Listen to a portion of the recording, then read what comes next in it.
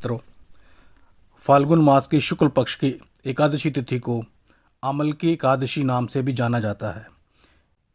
वैसे तो हिंदू धर्म के अनुसार सभी एकादशियों का काफ़ी महत्व होता है, लेकिन इन सब में अमल की एकादशी को सर्वोत्तम स्थान पर रखा गया है। अमल की एकादशी के दिन जगत के पालनहार श्री हरि विष्णु और आंवले के पेड़ की पूजा की जाती है।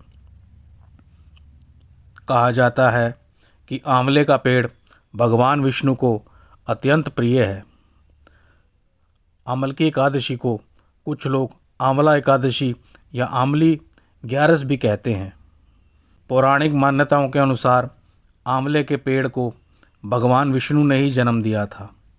मान्यता है कि इस पेड़ के हर एक भाग में ईश्वर का वास है। अमल की एकादशी के दिन आंवले के पेड़ के नीचे बैठकर भगवान विष्णु का पूजन करने से वो बेहद प्रसन्न होते हैं।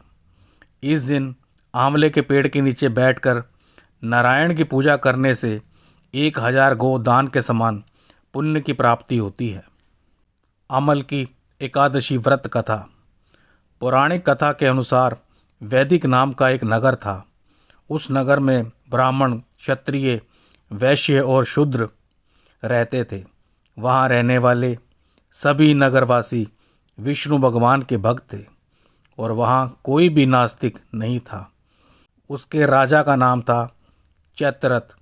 राजा चैत्ररथ विद्वान थे और वह बहुत धार्मिक थे। उनके नगर में कोई भी व्यक्ति दरिद्र नहीं था। नगर में रहने वाला हर शख्स एकादशी का व्रत करता था। एक बार फाल्गुन महीने में अमल की एकादशी आई। सभी नगरवासी और राजा ने ये व्रत किया और मंदिर जाकर आंवले की पूजा की और वहीं पर रात्रि जागरण किया। तभी राजा के समय वहाँ पर एक बहेलिया आया जो कि घोर पापी था, लेकिन उसे भूख और प्यास लगी थी, इसलिए मंदिर के कोने में बैठकर जागरण को देखने लगा और विष्णु भगवान व एकादशी महात्म्य की कथा सुनने लगा। इस तरह पूरी तरह रात बीत गई। नगरवासियों के साथ बहेलिया भी पूरी रात जागा रहा। सुबह होने पर सभी नगरवासी अपने घर चले गए। बहेलिया भी घर जाकर भोजन करने लगा, लेकिन कुछ समय के बाद बहेलिया की मौत हो गई। हालांकि उसने अमल की एकादशी व्रत की कथा सुनी थी और जागरण भी किया था, इसलिए उसको राजा बिंदुरथ के घर जन्म मिला। राजा ने उसका नाम वसुरथ रखा। बड़ा होकर वह नगर का राजा बना। एक दिन वह शिकार पर निकला, लेकिन बीच में ही मार्ग भूल गया। रास्ता भूल जाने के कारण वह एक पेड़ के नीचे सो गया। थोड़ी देर बाद वहीं मलेच्छ आ गया और राजा को अकेला देखकर उसे मारने की योजना बनाने लगा। उन्होंने कहा कि इसी राजा के कारण उन्हें देश निकाला दिया गया, इसलिए इसे हमें मार देना चाहिए। इस बात से अनजान राजा सोता रहा।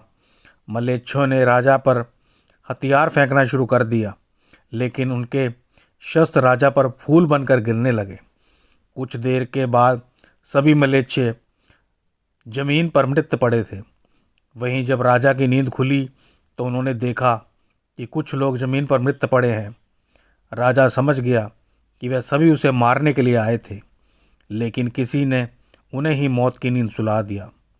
ये देखकर राजा ने कहा कि जंगल में ऐसा कौन है जिसने उसकी जान बचाई। तभी आकाशवाणी हुई कि हे राजन, भगवान विष्णु ने तुम्हारी जान बचाई है। तुमने पिछले जन्म में अमल की एकादशी व्रत की कथा सुनी थी और ये उसी का फल है कि आज तुम शत्रुओं से घिरे होने के बावजूद भी जीवित हो। राजा अपने नगर को लौटा और सुखी पूर्वक राज करने लगा और धर्म के कार्य में लगा रहा। जय श्री राधे मित्रों।